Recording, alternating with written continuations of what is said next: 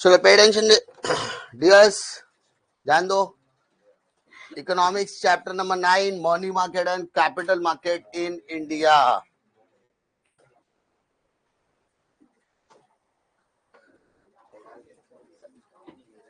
Money market and capital market in India.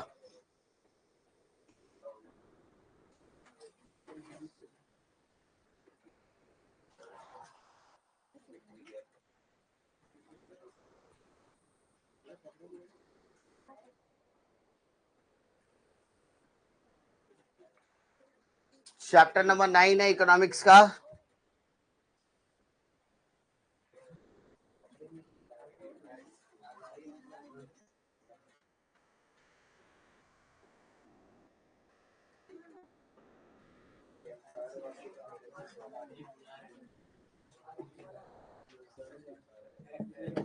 Now pay attention my dears, सबसे पहले समझो what is capital market and what is money market. दो चीजें इसमें साथ में है।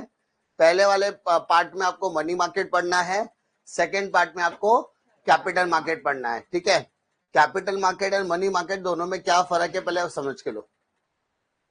दोनों ही मनी मार्केट और कैपिटल मार्केट दोनों ही फाइनेंशियल मार्केट्स में आते हैं। सर ये फाइनेंशियल मार्केट क्या होता है? फाइनेंशियल मतलब पैसा, पैसा मतलब मनी। ठीक है, तो ऐसा कोई मार्केट जिसमें पैसों की ट्रांजैक्शंस होती है, ठीक है, जहां पर पैसों के यानी फाइनेंशियल एसेट्स, कौन से assets? Financial assets like shares, debentures, bond, government security, treasury bills, इन सब की जिसमें डीलिंग होती है, उन सभी के सभी मार्केट को क्या कहा जाएगा? Financial market. तो financial market refer to a market where sale and purchase of financial asset is undertaken. अब financial market include two distinct point, the market that is money market and capital market. तो अगर किसी के दिमाग में है कि ये सारे फाइनेंशियल एसेट क्या होता है, तो इसमें सारी की सारी फाइनेंशियल सिक्योरिटीज आ गई। क्या आ गई सर? फाइनेंशियल सिक्योरिटी, जैसे शेयर्स, डिबेंचर्स, ट्रेजरी बिल्स, ठीक है, बॉन्ड्स, डिबेंचर्स, इस तरीके के फाइनेंशियल एसेट्स की हम लोग यहाँ पर बातें कर रहे हैं। अब इसके अंदर दो इंपॉर्टेंट मार्केट आ जाते हैं, एक आता है मनी मार्केट, सेकेंड आता है कैपिटल मार्केट। सो पहला क्या बोला है? Money market. Money market is a market which is lending and borrowing of short term funds. कौन से फंड्स की यहाँ पर बातें हो रही है सर? शॉर्ट टर्म फंड्स की बातें हो रही है। ठीक है, पक्का? यहाँ पर सिर्फ और सिर्फ शॉर्ट टर्म फंड्स की यहाँ पर बातें हो रही है, दिख रहा है? Short term funds. सर ये शॉर्ट टर्म फंड्स क्या होता है? ऐसे फंड जिसको इजीली एक साल के अंदर कैश में लिक्विडेट किया जा सकता है। क्या बोला मैंने? ऐसे असेट्स या ऐसे सिक्योरिटीज या ऐसे चीजें जिसे इजीली आप कितने दिन के अंदर, एक साल के अंदर, किस में क्या लिक्विडेट कर सकते हो? कैश में।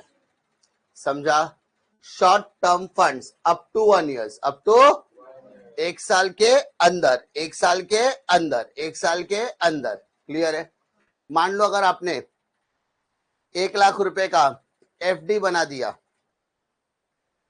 लेट से 330 दिन के लिए, 340 दिन के लिए, 365 दिन के अंदर का, एक साल के अंदर का, 10 दिन, 20 दिन, 30 दिन सब आ गया उसमें, वो सब मनी मार्केट का पार्ट बन जाएगा।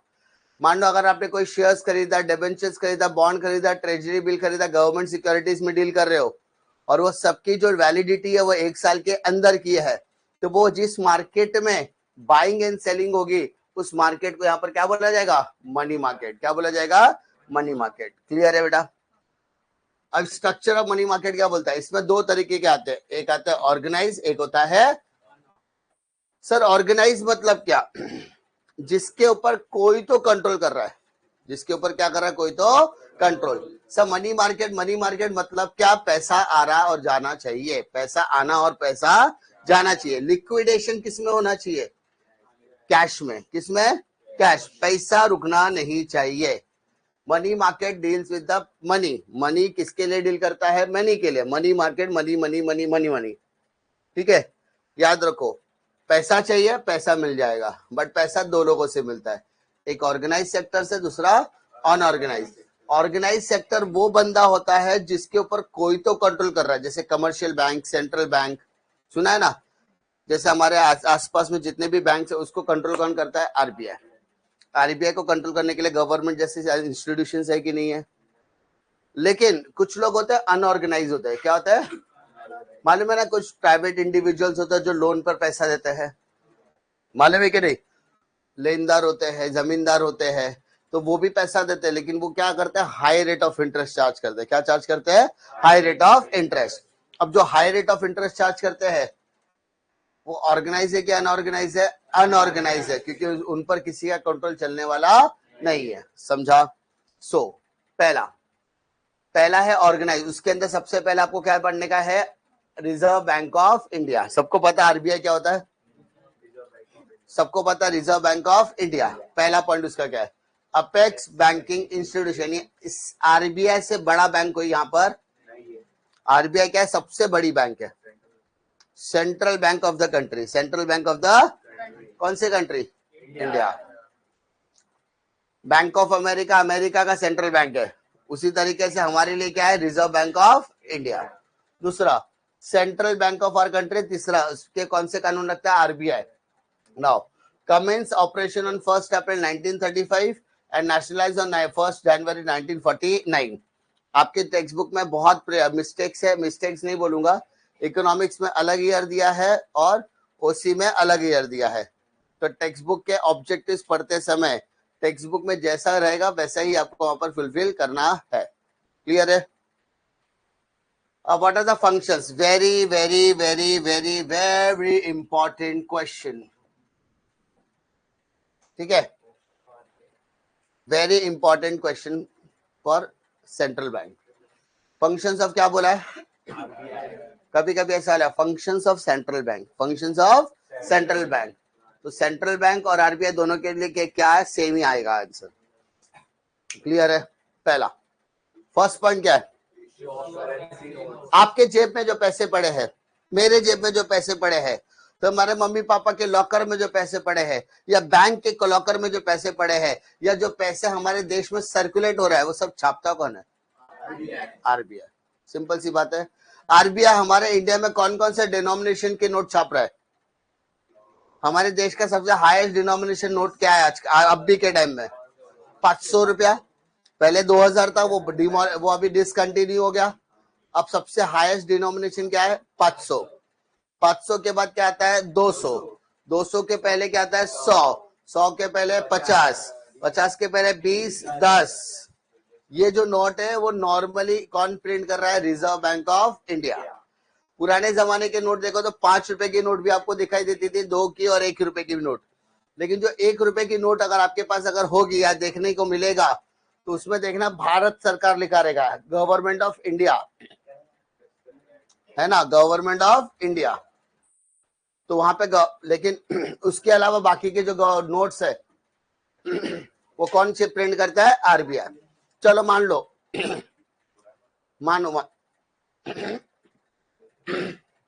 मानो कि कभी आपका मन किया कि चलो एक काम करते, हम लोग बहुत गरीबी में जी रहे और इतनी गरीबी से ऐसा गरीबी रहेगा तो हम लोग मर भी सकते हैं। एक काम करते हैं, हम लोग कलर जेरोक्स की मशीन लेकर आते हैं, उससे नोट छापते हैं। या तुम लोगों ने फर्जी मूवी शाहिद कपूर वाली को बहुत ज्यादा सीरियस ले लिया और तुमने नकली नोट प्रिंट करने का सोचा, तो क्या ये वैलिडेट है? सिंपल सी बात है, करेंसी नोट छापने का पूरा अधिकार किसके पास है? आरबीआई के पास है। ऑल करेंसी नोट्स एक्सेप्ट 1 रुपए note and coins are printed by RBI. अगर आरबीआई के अलावा कोई नोट प्रिंट कर रहा है तो it is illegal in nature, invalid हो जाएगा और इलीगल है, वो गैर कानूनी है। पुलिस वाला उठा के तुमको जेल में लेके जाएगा, फ्रॉड के केस में डाल देगा। ठीक है। Second, bank to the government. जब जब गवर्नमेंट को पैसे की जरूरत है, इन शॉर्ट मान लो 2 गवर्नमेंट के बीच में डीलिंग हो रही है, तो गवर्नमेंट के बीच में डीलिंग हो रही है तो वहां पे 10-20 रुपए का तो डील नहीं होगा। वहां पे जो डील होगा वो लंबे अमाउंट के लिए होगा, हैवी अमाउंट के लिए होगा। जैसे हमारे फाइनेंस मिनिस्टर्स वगैरह आकर बोल देते हैं कि इस साल हमारे देश का बजट 20 लाख करोड़ रुपए का है। कितने का? 20 लाख करोड़ का है। अपने को तो 20 रुपया समझ में बहुत मुश्किल से आता है। मालूम है कि 20 रुपए का कॉइन और 10 रुपए का कॉइन आता है, वो निकालने के बाद अपन ऐसा ऐसे नहीं देते, अपन निकालते हैं पहले देखते, हाँ 20 ही है, सही कि नहीं? सोचो 20 लाख करोड़ बोल रहा है, अपन कितना जीरो होता है? 1 करोड़ में 7 जीरो, लाख में 5 जीरो, 7 5 12 जीरो, उसके बाद 20 आएगा। भाई साहब 20 लाख करोड़, 20 का 20 लिखा, लाख का 5 जीरो, करोड़ का 7 जीरो, भाई साहब 13 जीरो होते हैं। इतना तो मेरे बैंक बैलेंस में कब आएगा मेरे को नहीं मालूम, है ना? अब ये गवर्नमेंट इतनी सारी बड़ी बड़ी बातें करता है, तो इनके पास पैसा कहाँ होता है? अब इनका पैसा कहां पर रखा जाता है? तो इनका पैसा आरबीआई मैनेज करता है। कौन मैनेज करता है? ये बैंकर्स ऑफ द गवर्नमेंट है। गवर्नमेंट के बैंकर मतलब गवर्नमेंट की किसी भी स्कीम में किसी भी तरीके का पेमेंट लेना है या पेमेंट देना है, तो वो कौन सी बैंक के थ्रू होने वाला है? आरबीआई। समझा? पता नहीं सुबह सुबह कौन याद कर रहा है। Third, bankers bank. थर्ड क्या है बेटा? Bankers bank. बैंकर्स बैंक का मतलब क्या होता है? सभी बैंक का बाप है। सभी बैंक का क्या है? बाप है। बोले तो सारे के सारे commercial bank, schedule bank, cooperative bank का खाता किसके पास है सर? आरबीआई। एक बैंक दूसरे बैंक के साथ डायरेक्टली डील करता होगा तो वो आरबीआई के इन्वॉल्वमेंट के अंदर आता है। किसके बैंक इन्वॉल्वमेंट में आता है? ठीक है, बैंक का फाइनेंशियल असिस्टेंस टू बैंक। यानी अगर किसी बैंक को इमरजेंसी पैसे की रिक्वायरमेंट हो गई और आजू बाजू वाला बैंक उसकी मदद नहीं कर रहा है, इन दैट केस उसको फाइनेंशियल असिस्टेंस देने का काम कौन करेगा? आरबीआई। मानो आपकी गाड़ी कमाई का पैसा आपके 4 रस्ते के कैनरा बैंक में रखा है और कल कुछ लुटेरे आकर वो कैनरा बैंक लूट के चले जाते हैं, तो इन दैट केस आपके पैसे को रिकवर करके कौन देगा? उनको पैसे की मदद करेगा कौन? आरबीआई। समझा? तो financial assistance to the bank. 3 point बोला। करेंसी नोट 100% है। दूसरा banker to the government, banker to the bank, bankers bank बोलते। क्या बोलते उसको? Bankers bank. क्लियर है? Fourth, custodian of foreign exchange reserve. अगर आप इंपोर्टर एक्सपोर्टर हो, दो देशों के बीच में अपना आदान प्रदान हो रहा है, इंपोर्ट एक्सपोर्ट हो रहा है, इन दैट केस अपना रुपीस और डॉलर में ट्रांजैक्शन हो रहा है। अगर मैं इंपोर्ट करूंगा तो मैं रुपीस में पेमेंट करूंगा। मेरा रुपीस पेमेंट होते समय किस में कन्वर्ट होगा? डॉलर में।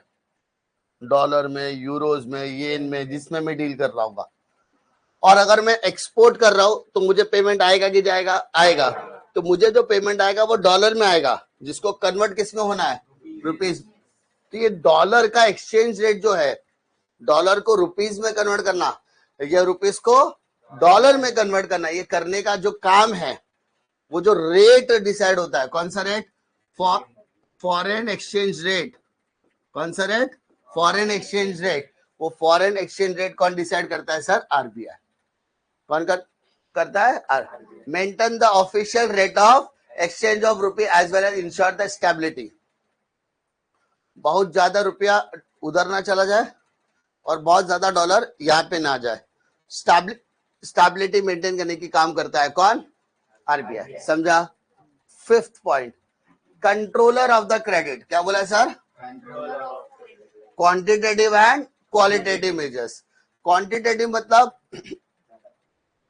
बैंक के पास अगर बहुत ज्यादा पैसा है तो क्या करेगा बैंक? मान लो बैंक के पास बहुत पैसा है, बैंक क्या करता है पता है? बैंक फोन कर करके लोन चिपकाता है। इन्वेस्टमेंट करेगा तो बहुत पैसा आएगा भी, लेकिन बैंक क्या करता है? लोन देना उनका मेन काम है। बैंक पैसा कैसे कमाता है? They are giving loan at a high rate of interest and accepting deposit at a low rate of interest. The difference between two rate of interest is the profit.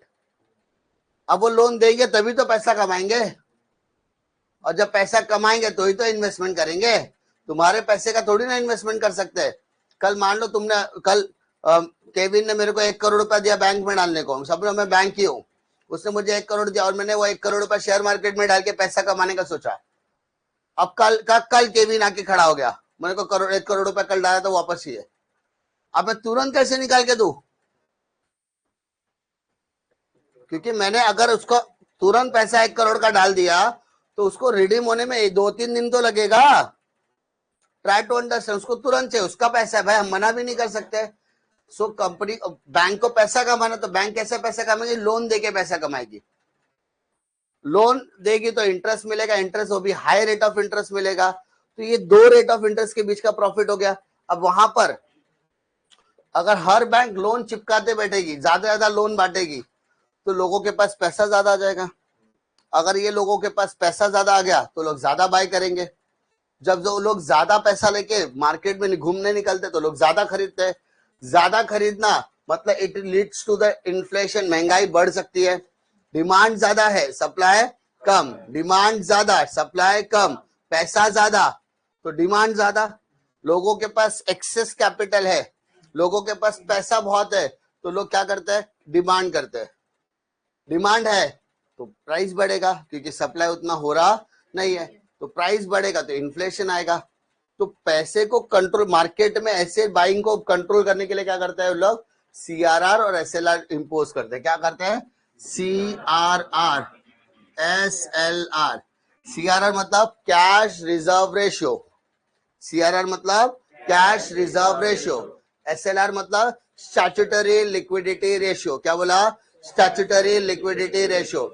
ऐसे 2 तरीके के taxes impose करके daily basis के collection पर एक amount inject कर लेते हैं, उन लोग ले लेते हैं, समझा? और जब लगता है कि मार्केट में पैसों की कमी हो रही है तो वापस क्या करते हैं उन लोग? मार्केट में SLR या CRR कम करके भी काम चला लेते हैं। तो यहाँ पर वो बैंक क्या करता है बेसिकली, तुमने देखा होगा हर बैंक के बाहर एक मनी सिक्योरिटी वाला आता रहेगा, वैन लेके आता है, पता? वैन, उस वैन के आजू बाजू में जाली लगी रहती है, और बाद में हाँ ATM कार्ड में पैसा ATM के बाहर पैसा भरने के लिए, पैसा निकालने के लिए बैंक में जाकर कलेक्शन, डेली कलेक्शन मंगाते, डेली। दिन में अगर तुमको 100 रुपया अगर हुआ है तो 40 रुपया RBI को दे दो, ताकि तुम्हारे बुरे वक्त में हम तुमको पैसा देंगे, समझा? बुरे वक्त में हम तुमको क्या देंगे? पैसा देंगे। तो ये सारे के सारे क्रेडिट कंट्रोल मेजर्स है, जहां पर बैंक के पास एक्सेस पैसा रहने नहीं देना चाहते, क्योंकि जब लोगों बैंक के पास एक्सेस पैसा होगा तो ज्यादा लोन बांटकर लोगों की बोलते ना बाइंग पावर को बढ़ाएगा, और बाइंग पावर बढ़ेगा तो इन्फ्लेशन भी बढ़ सकता है। तो समय समय पर इंजेक्ट पैसा छोड़ा जाएगा और पैसा निकाला भी जाएगा समय समय पर। वो भी कौन करेगा? RBI। Collection and publication of data, collection and publication of data, banking से रिलेटेड कोई भी फाइनेंशियल डेटा पब्लिश करना हो या कलेक्ट करना, वो कौन करेगा? RBI। अगर कोई बैंक अपना बैलेंस शीट भी अगर पब्लिश करना चाहता है तो उसको RBI के साथ पूछताछ करने के बाद, इंक्वायरी करने के बाद, या उसके एडवाइस लेकर ही उसको पब्लिश करना पड़ेगा। सो RBI will going to give the all the access related with the collection of data and the publication of data. Clear है? Next, promotional and developmental functions. Bank के अंदर अलग अलग बैंक्स अलग अलग तरीके के डेवलपमेंट एक्टिविटीज करती है। कुछ बैंक्स अपने रूरल बैंक्स खोलती है, रूरल समझता है? गांव में छोटे छोटे बैंक्स खोलना, अर्बन बैंक खोलना, अर्बन एरियाज में, रूरल एरियाज में खोलना। तो ये प्रमोशनल एक्टिविटीज है, किसकी? बैंक की। तुमको पता वैन, ATM वैन आती है कभी कभी, एक होती है ATM वैन। ATM वैन क्या होता है? एक वैन बनी रहती है, उसके अंदर ATM कार्ड, ATM लगा रहता है जगह जगह पर। जो जहां पर शॉप्स नहीं मिलती है ना, ऐसा होता है कि कहीं पे ATM सेटअप करने की जगह नहीं है, तो ऐसी जगहों पर बहुत सारे बैंक एक गाड़ी के अंदर ATM इंस्टॉल करके लेकर आते हैं। लोग जाते हैं, डेबिट कार्ड या क्रेडिट कार्ड का इस्तेमाल करके क्या करते हैं? पैसे निकाल लेते हैं। सो ये क्या करते हैं? ये अपने बैंक को प्रमोट करने का काम करते हैं। तो यहाँ पर वही है, extending banking services to semi-urban and rural area and development of specialized developmental institutions. जैसे एक्सपोर्ट इंपोर्ट बैंक हो गया, रीजनल रूरल बैंक हो गया, अर्बन एरियाज में अपने अपने बैंक के सेटअप करने वाले को क्या बोलते हैं, प्रमोशनल एक्टिविटीज। अदर फंक्शंस में क्या है, क्लियरिंग हाउस। तुमको क्या लगता है कि अगर तुमने मुझे 30,000 रुपए का चेक दिया, मान लो तुम्हारा जो बैंक है वो सारस्वत बैंक है और मेरा जो बैंक है वो SBI है, तो तुमने मुझे जो 30,000 का चेक दिया तो क्या होगा, सारस्वत से कोई बंदा 30,000 लेके मेरे अकाउंट में डालेगा, ये ऑटोमेटिक क्लियरिंग हो रहा। तो वो किसके थ्रू होता है, with the help of RBI। RBI यहाँ से 30,000 काटेगा, इसके अकाउंट में डालेगा। लेंडर ऑफ लास्ट रिजोर्ट, जिसका कोई नहीं उसका कौन होगा, पैसा चाहिए नहीं है, क्या करोगे, RBI के पास जाने का। कौन जाएगा, बैंक, अपन नहीं जा सकते, समझा। बैंक को यानी गवर्नमेंट को भी पैसे की सख्त जरूरत है, कोई मदद नहीं करेगा तो कौन करेगा, कमर्शियल बैंक को पैसे की जरूरत है, कोई नहीं मदद करेगा तो कौन करेगा, लेंडर ऑफ लास्ट रिजॉर्ट, इसके अलावा कोई और नहीं है। Provides liquidity to the bank, bank को पैसे की जरूरत है, लिक्विड की जरूरत है, कैश की जरूरत है, who will going to provide, RBI, क्योंकि बैंक में लिक्विडिटी होना बहुत जरूरी है। एक एग्जांपल देता हूं, मानो तुम लोगों ने एक मूवी आई है लकी भास्कर, नाम सुना है, लकी भास्कर नाम की एक मूवी आई है, वो मूवी जाकर एक बार चेकआउट जरूर करना। कॉमर्स के स्टूडेंट हो ना, मैंने याद होगा कुछ कॉमर्स के स्टूडेंट्स के लिए कुछ मोस्ट वॉच वेब सीरीज या मूवीज मैंने आपके लिए रिकमेंड की थी। अगर आपको जॉइंट स्टॉक देख के जॉइंट स्टॉक कंपनी के बारे में पढ़ना है तो गुरु मूवी से अच्छा नहीं है। अगर आपको स्टॉक मार्केट के हिडन जेम्स के बारे में पता करना है या स्टॉक मार्केट के बारे में पढ़ना है या जानना है हर्षद मेहता के बारे में, तो Harshad Mehta will be the best, scam 1992। उसके बाद कॉमर्स के अंदर कैसे लूप होल्स ढूंढकर या नोट प्रिंटिंग में कैसे लूप होल्स ढूंढकर, या स्टैम्प पेपर का फ्रॉड हुआ था पता है, स्टैम्प तेलगी स्कैम, तो स्कैम 2000 समथिंग 3। तो कुछ ऐसे स्कैम्स है, वो सब कॉमर्स के स्टूडेंट को जानना बहुत जरूरी है। हर्षद मेहता ने जो स्कैम किया था उसका भी बाप निकला, या उसका भी एक लूप होल्स पकड़कर लकी भास्कर ने पैसे बनाए, तो वो भी एक बार जानना जरूरी है, कैसे वो अपने दिमाग का इस्तेमाल करता है। अब वो दिमाग का इस्तेमाल करने वाला कौन है, कॉमर्स। कैशियर से वो असिस्टेंट मैनेजर की पोस्ट तक जाता है, असिस्टेंट जनरल मैनेजर तक बनता है। तो ये सारी चीजें, बैंक काम ही करता है पैसों से। बैंक के पास अगर पैसे ही नहीं होंगे तो bank will not going to operate, bank काम ही नहीं कर सकता, समझा। तो याद रखो, बैंक के पास सबसे इंपॉर्टेंट फंक्शन क्या है, लिक्विडिटी मैनेज करने का, और अगर लिक्विडिटी नहीं होगी तो कोई भी बैंक काम करने वाला नहीं है, समझा। क्लियर है क्या, समझा। सेंट्रल बैंक में कोई डाउट, सेंट्रल बैंक में किसी को डिफिकल्टी। पहला फंक्शन क्या बोला, बोलो। सेकंड,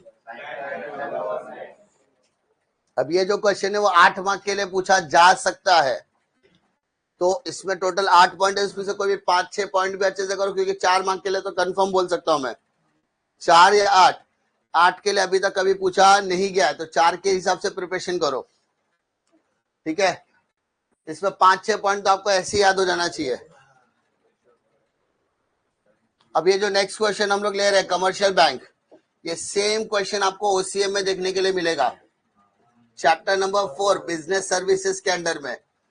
वहां याद है तो ये वाला भी as it is copy paste कर सकते हैं हो, वहां याद है तो यहाँ पढ़ने की जरूरत नहीं, यहाँ पढ़ोगे तो वहां पढ़ने की जरूरत नहीं है, ठीक है, दोनों का सेम ही काम है।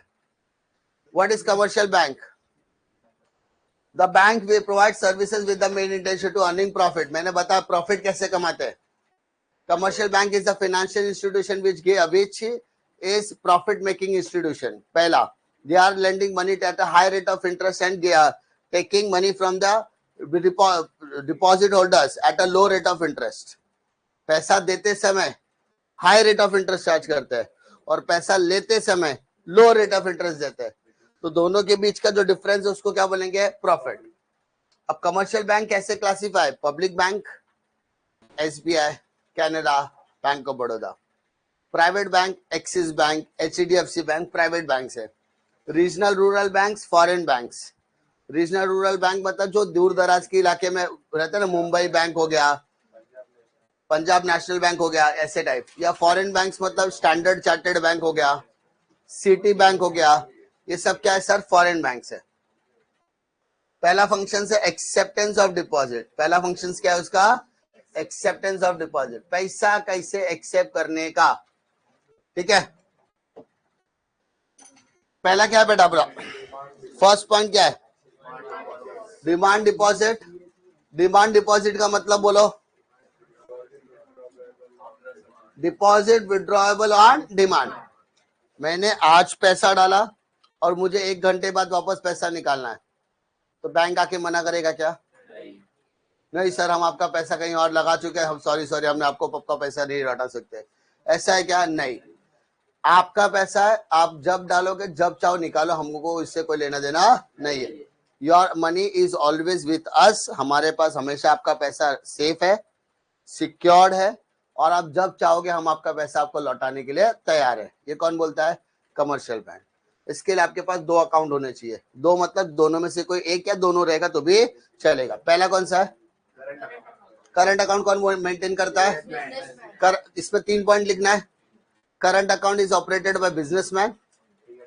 ठीक है, current account holder gets the benefit of overdraft facility. Overdraft पता है ना, बैंक में अगर कम पैसे है तो तुम उससे ज्यादा का पैसा यूज कर सकते हैं, लेकिन जो अमाउंट आप यूज करोगे उसके ऊपर आपको इंटरेस्ट पे करना होता है। और third, there is no limit on the transaction.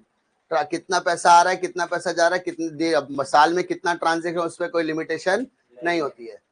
Saving account. Saving account is maintain by salary earner person या सेविंग पर्सन। जो पैसा बचाना चाहता है वो सेविंग अकाउंट मेंटेन करेगा। ठीक है, saving account holder does not get the benefit of overdraft. उसको कोई ओवरड्राफ्ट की फैसिलिटी नहीं मिलती है। और there is a limitation in the transaction, यानी ट्रांजेक्शन में लिमिटेशन होती है। क्लियर है? चेकबुक दोनों में मिलेगा। सेविंग अकाउंट में पासबुक मिलता है, करंट अकाउंट में पासबुक नहीं मिलता है। पासबुक की जगह पे मिलता है स्टेटमेंट, और वो स्टेटमेंट भी चार्जेबल होता है। चार्जेबल मतलब हर महीने उसका पैसा देना होता है। ओवरड्राफ्ट की फैसिलिटी मैंने बताया करंट को मिलेगा, सेविंग को मिलने वाला नहीं है।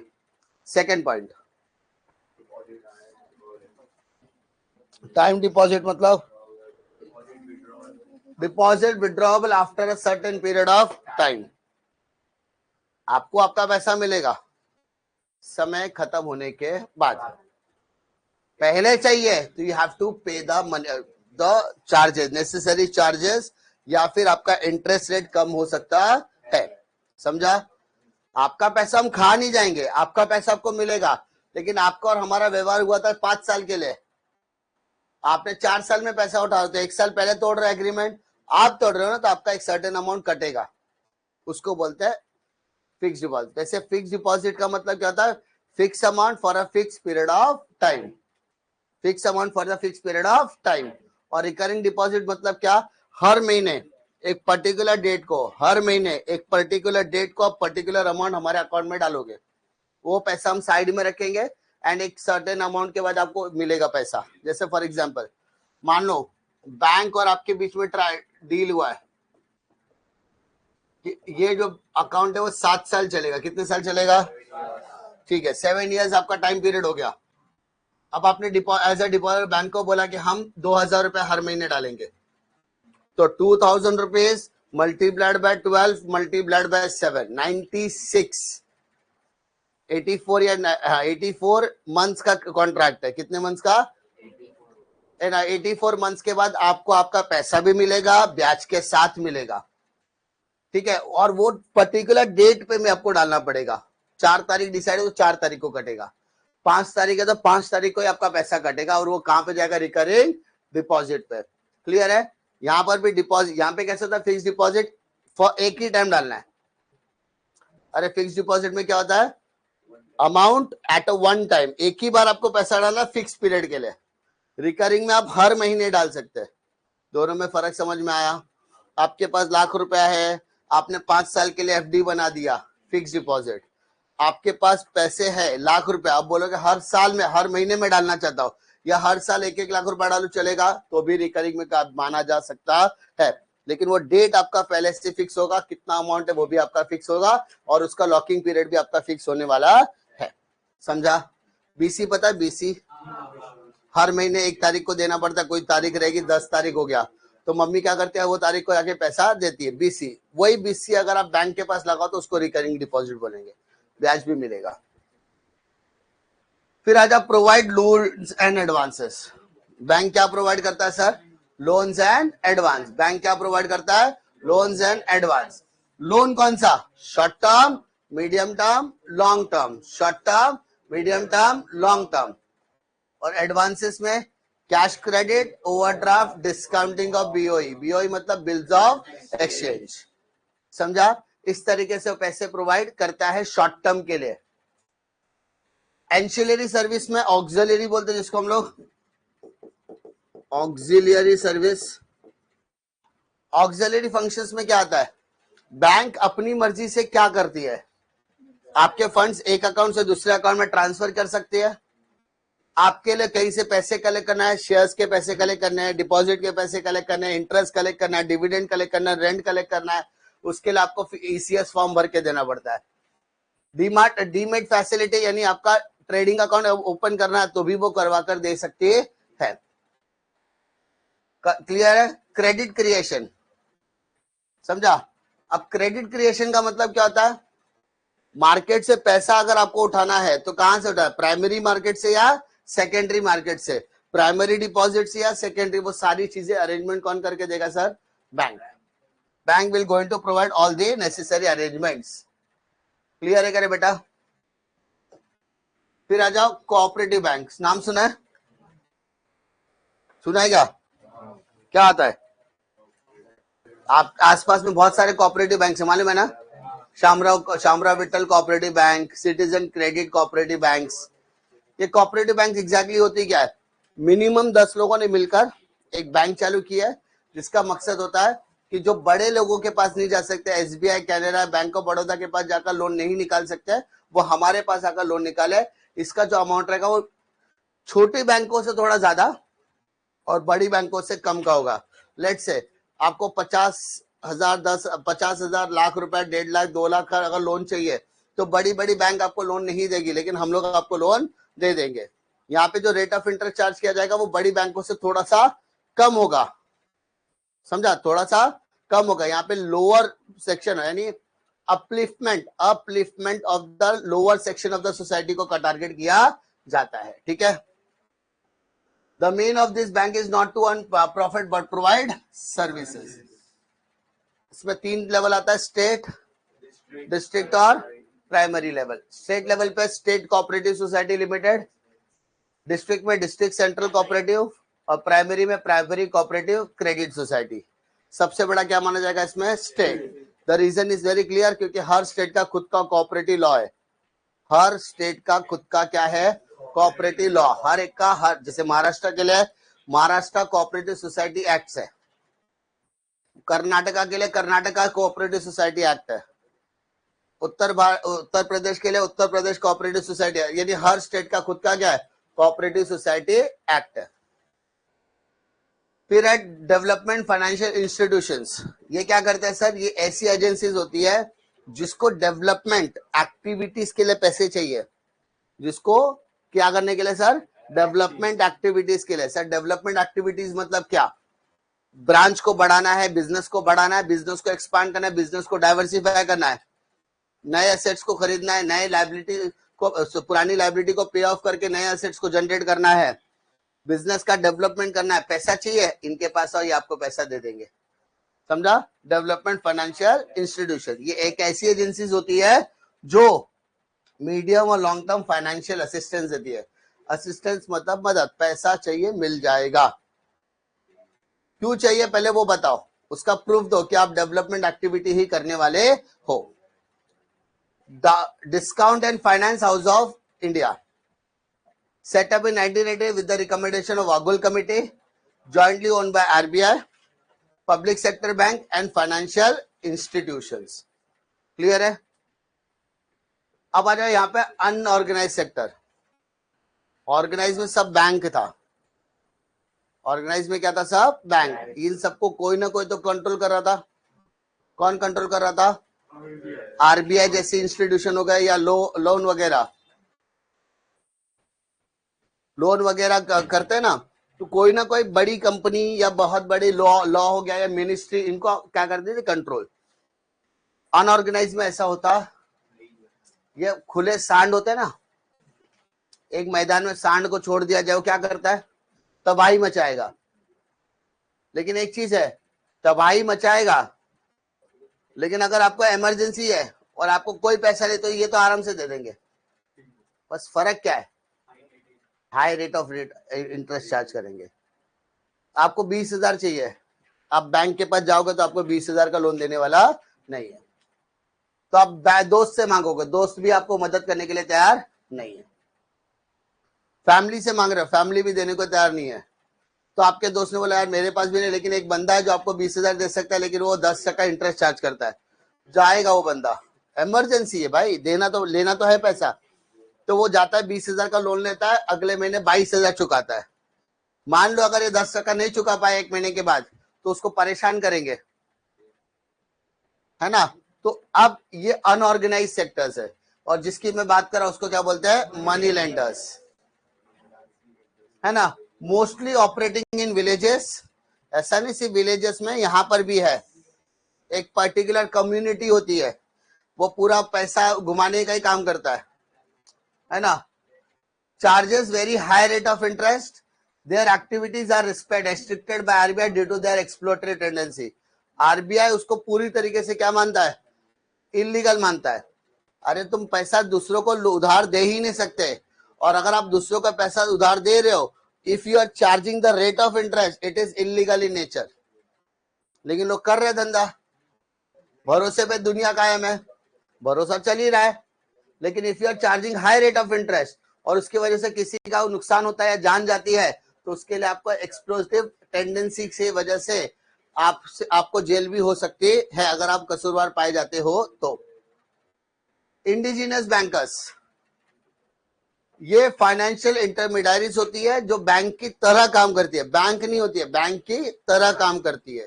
ये छोटे छोटे बैंक्स होती है जो महिलाओं को पकड़ती है, 5-5, 10-10 के ग्रुप बनवाती है, और 15,000, 20,000, 25,000 के छोटे छोटे लोन्स देती है, और हर महीने एक बंदा आता है, वो 10 लोगों का पैसा कलेक्ट करके चला जाता है।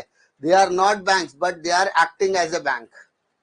They are charging the rate of interest which is high, 22%, 25% rate of interest charge करते हैं। जैसे जैसे आपका अमाउंट कम होता जाता है, वैसे वैसे वैसे रेट ऑफ इंटरेस्ट भी कम होता जाता है। उनका हफ्ता फिक्स रहेगा।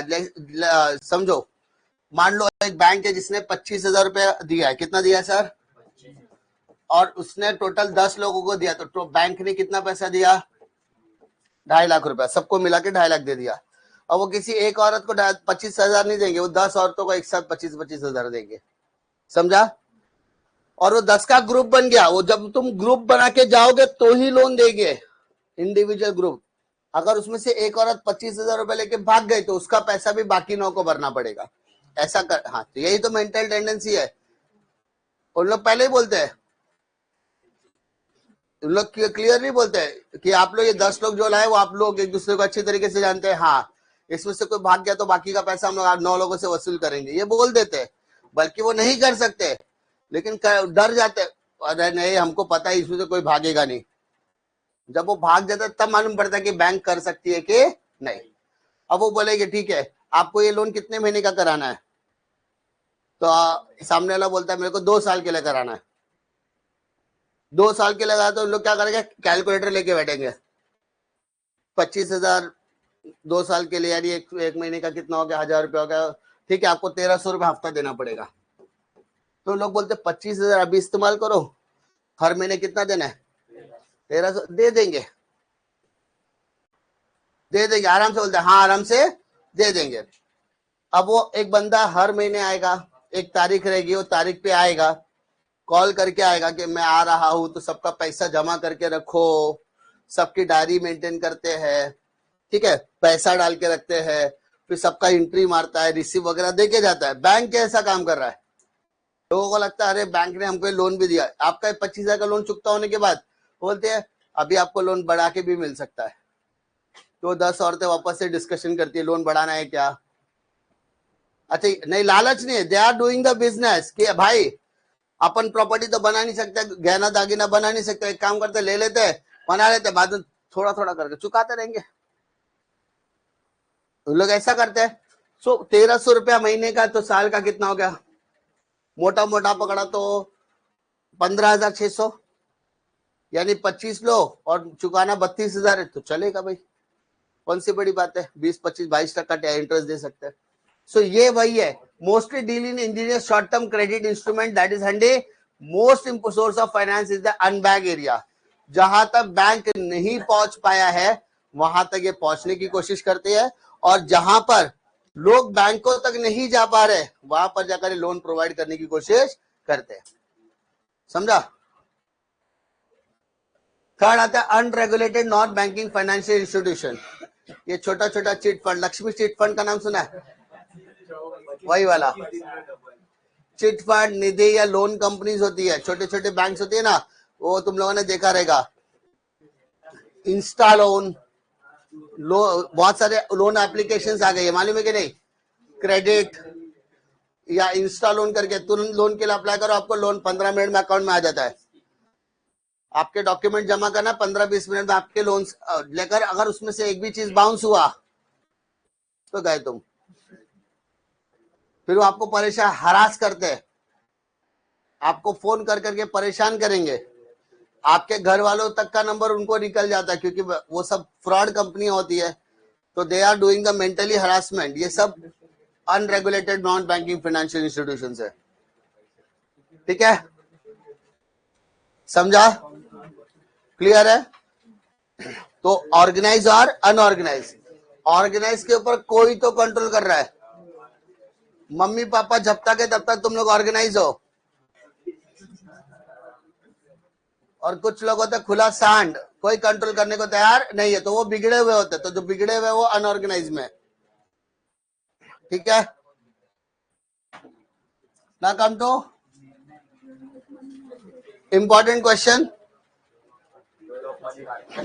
पहला short term money requirement. Short term, तुमको पैसा चाहिए 1 दिन के लिए, 2 दिन के लिए, 10 दिन के लिए, 15 दिन के लिए, 1 महीने के लिए, 1.5 महीने के लिए, 6 महीने के लिए, 1 साल के अंदर के लिए, कहां पे जाने का, मनी मार्केट। अरे मनी मार्केट कोई भी हो सकता है, मनी मार्केट कोई भी हो सकता है, बैंक भी हो सकती है, एप्लीकेशन वाली कंपनीज भी हो सकती है, तुम्हारा बाजू वाला भी हो सकता है, तुमको पैसा दे रहा है ना बस, but it is for a short term period. Short term मतलब कम समय के लिए। दूसरा लिक्विडिटी मैनेजमेंट, आपको क्या मैनेज करना है, खाली पैसे मैनेज करने हैं, आपके पास पैसे जो आते हैं उसको सिर्फ आपको मैनेज करना है, लिक्विडिटी मैनेज करना है। मेरे पास कोई आ गया, उसको अर्जेंट पैसे की जरूरत है, मेरे पास पैसे नहीं, मैं बाजू वाले से पैसे लेकर दे सकता हूँ, लिक्विडिटी मैनेजमेंट। और मैंने जो उससे पैसे लिए, उसने पूछा सर कभी दोगे, मैं 1 हफ्ते के अंदर देता हूँ, वो 1 हफ्ता क्या होगा, शॉर्ट टर्म मनी मार्केट। मेरे को सामने वाले को समझो, किसी मेरे स्टाफ में से किसी का शादी है, अभी 2 लोगों का शादी होके गया, पैसा चाहिए, ठीक है भेजता हूं, इधर उधर से अरेंज किया, हुआ तो दिया, नहीं हुआ तो क्या करना पड़ेगा, बोला चलो एक काम करो, चेन गिरवी रख के पैसा लेता हूं, जब पैसा लाया तो छुड़ा लूंगा, शॉर्ट टर्म। समझा, इसको भी क्या बोलेंगे, short term money market. Third portfolio management, आपकी जो सिक्योरिटीज है, आपके जो ट्रेड्स है, आपकी जो सिक्योरिटीज है, उसको जिस तरीके से मैनेज करना है कि कौन से लॉन्ग टर्म होने चाहिए, कौन से शॉर्ट टर्म होने चाहिए, कौन से मीडियम टर्म होने चाहिए, कोई हाईली लिक्विड होना चाहिए, कौन सा डेब्ट फंड होना चाहिए, वो सभी चीजें पोर्टफोलियो मैनेजमेंट करता है। इक्विलिब्रेटिंग मैकेनिज्म, यहाँ पर क्या होता है, शॉर्ट टर्म फंड्स को डिमांड और सप्लाई के साथ मैच किया जाता है। तुम अपने घर में खाना बनाते हो, तुम्हारे घर में मेहमान आया तो तुम उसको पूरा खाना खिला दोगे क्या? सर सिंपली डिपेंड करता है कि कितने मेहमान आते हैं, पहले वो समझा जाता है ना। बाजू वाला रोटी मांगने आएगा तो क्यों तुम अपनी रोटी उठा के उसको दोगे? नहीं, आप उसको वही खाना ऑफर करोगे जो आपके पास एक्सेस है। तो आप अगर लोन दे रहे हो, शॉर्ट टर्म फंड्स अगर किसी को दे रहे हो, तो वो कौन सा पैसा होगा, जो आपके पास एक्सेस में पड़ा है। पता चला 4 तारीख को आपका ईएमआई कटने वाला है, वो पैसा उठा के आपको आपने दोस्त को दे दिया, अब आपका ईएमआई बाउंस हो गया और दोस्त उधर मजा मार रहा है। ऐसा नहीं होगा। अगर आपके पास एक्सेस फंड अवेलेबल है तो ही आप किसी को दोगे, वजह देने वाले नहीं हो। फिर आ जाओ financial requirements of the government. मान लो पैसे की जरूरत गवर्नमेंट को भी पड़ रही है और आरबीआई ने बोला अभी फिलहाल हमारे पास पैसे नहीं है, तो गवर्नमेंट बोले कि ठीक है, सबसे अच्छा पैसा किसके पास है मालूम है? लोगों के पास है। चलो कैसे? तो अपने ट्रेजरी बिल्स, गवर्नमेंट क्या करता है, सिक्योरिटीज बनाती है जिसका नाम है ट्रेजरी बिल, टी बिल। 80 दिन के लिए, 60 दिन के लिए, 30 दिन के लिए, जब जब उसको पैसे की जरूरत पड़े वो ट्रेजरी बिल इश्यू करती है और पैसा ले लेती है। समझा? शॉर्ट टर्म मनी के लिए। किसके लिए? Short term money. Implementation of monetary policy. Monetary policy क्या करता है सर? क्वांटिटी ऑफ मनी को मैनेज करने का काम करता है। समझा? मॉनेटरी पॉलिसी का मतलब होता है कि आरबीआई ने जो पॉलिसी बनाई है जिसमें सीआरआर और एसएलआर आता है, उसके हिसाब से कितना मार्केट में पैसा घूमना चाहिए, वो सारी चीजें मनी मार्केट कंट्रोल करने की कोशिश। इकोनॉमिसाइज द यूज ऑफ कैश। हमारे पास जो फाइनेंशियल इंस्ट्रूमेंट्स अवेलेबल है, अरे वो गोल्ड भी हो सकता है, शेयर्स, डिबेंचर, कुछ भी हो सकता है, any kind of a financial instrument. तुम्हारे पास अगर बकरी भी रखी है ना, उसको बेच के तुम पैसा ला सकते हो, वो भी तुम्हारा फाइनेंशियल इंस्ट्रूमेंट ही है। समझो? ऐसी कोई भी चीज जिसको बेचकर पैसा कन्वर्ट किया जा सकता है, all these are the financial instruments which are close substitute to money and not the actual money. वो पैसा नहीं है लेकिन पैसे का जरिया बन सकती है आने वाले टाइम में। उस सभी को क्या बोला जाएगा? Economic use of cash. फिर growth of commerce, industry and trade. अगर आप कोई भी इंडस्ट्री में काम कर रहे हो, ट्रेड में काम कर रहे हो, बिजनेस को बढ़ाने के लिए काम कर रहे हो, सभी चीजों के लिए क्या चाहिए? अगर पैसा ही नहीं होगा तो बिजनेस बढ़ने वाला, छोटा माइक्रो बिजनेस स्मॉल नहीं बन सकता, स्मॉल वाला मीडियम नहीं बन सकता, मीडियम वाला लार्ज नहीं बन सकता। कब तक? जब तक उसके पास पैसा नहीं है। तो all companies are required what? Money. समझा? Now second part of the chapter, capital market. Second chapter क्या है? सेकंड पार्ट क्या है आपका? एक साल के अंदर के लिए कौन सा मार्केट? Money market. तो एक साल के बाहर के लिए क्या? Capital market. समझा? तो role of capital market is a market which is lending and borrowing the medium term and long term, that is more than 1 year. एक साल के ज्यादा के लिए पैसे चाहिए तो कहां पे जाने का? कैपिटल मार्केट में। किधर? स्ट्रक्चर में क्या आता है? पहला है गवर्नमेंट सिक्योरिटी। पहला क्या है? इसके अंदर क्या क्या रहता है देखो, also known as gilt edge market, government and semi government securities are traded. अगर आपको पैसे लगाने सिक्योर्ड हाथों में कि आपका पैसा डूबना नहीं चाहिए, और अगर आप वही पैसा बैंक में डालोगे तो bank will give you 6% rate of interest, 6% देगी। लेकिन अगर आपको 6% से ज्यादा कमाना है, 6.5%, 7%, 7.5%, 8%, 8.5% तक कमाना है, वो भी बिना पैसा डुबाए, फिक्स पैसा, फिक्स पीरियड और हाई रेट ऑफ इंटरेस्ट, वो कौन देगा? गवर्नमेंट सिक्योरिटी देगी। समझा? उसके लिए आपके ट्रेडिंग ऐप पर गिल्ट एज मार्केट होगा, ट्रेजरी बिल का एक मार्केट होगा जो जिसका ड्यूरेशन 365 डेज से ज्यादा होगा, उधर जाके पैसा लगा दोगे तो वो कैपिटल मार्केट में निवेश हो जाएगा। ठीक है?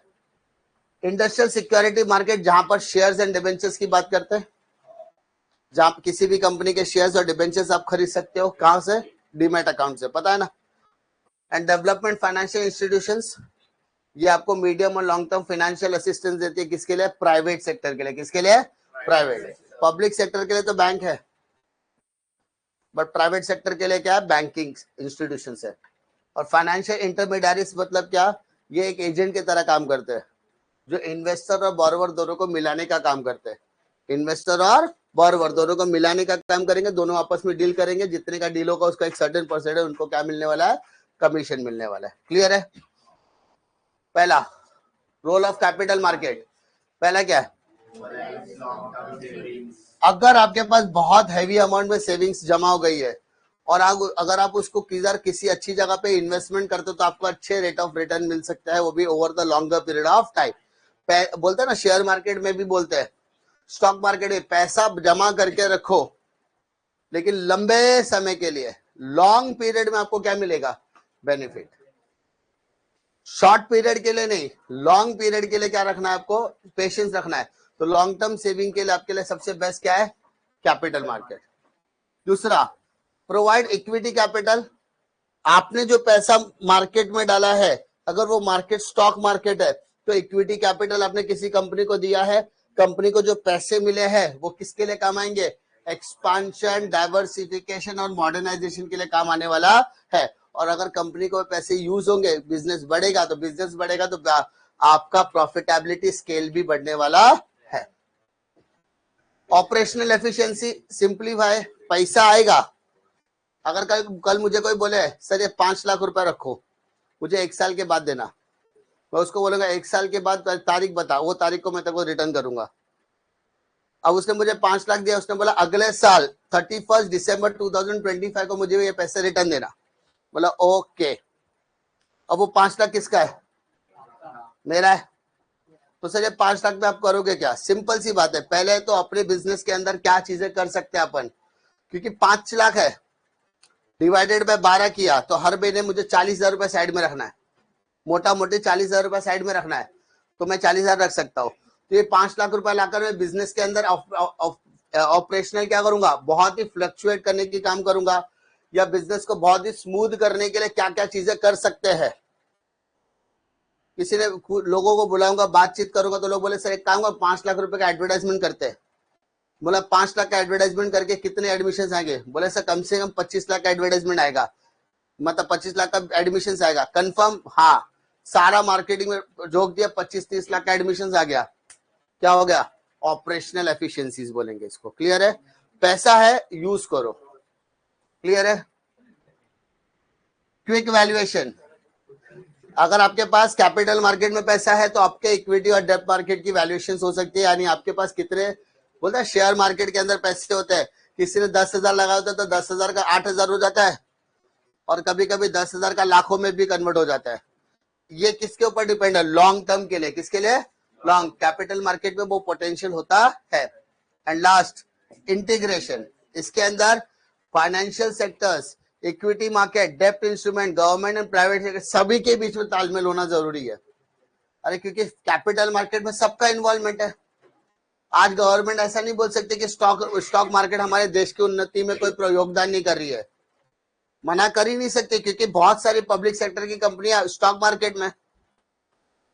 भेल की बात करो, भारत हिंदुस्तान इलेक्ट्रॉनिक लिमिटेड हो गया, है ना, HP हिंदुस्तान पेट्रोलियम हो गया।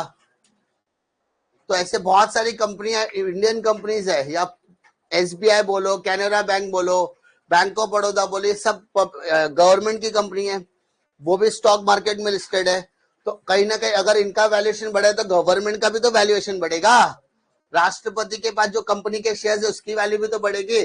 तो कैपिटल मार्केट का डेवलपमेंट सारे के सारे देश को आगे ले जाने की कोशिश करता है। कैपिटल अप्रिसिएशन भी नाम की चीज होती है। डिफिकल्टी है क्या? इस चैप्टर के अंदर 2-3 चीजें इंपॉर्टेंट है। Role of money market, role of capital market, ये 2 क्वेश्चन तो इंपॉर्टेंट है। इसके साथ साथ functions of central bank, functions of commercial bank, total 4 question अच्छे से करना। कितनी चीजें है? 4। क्लियर है क्या? चलो।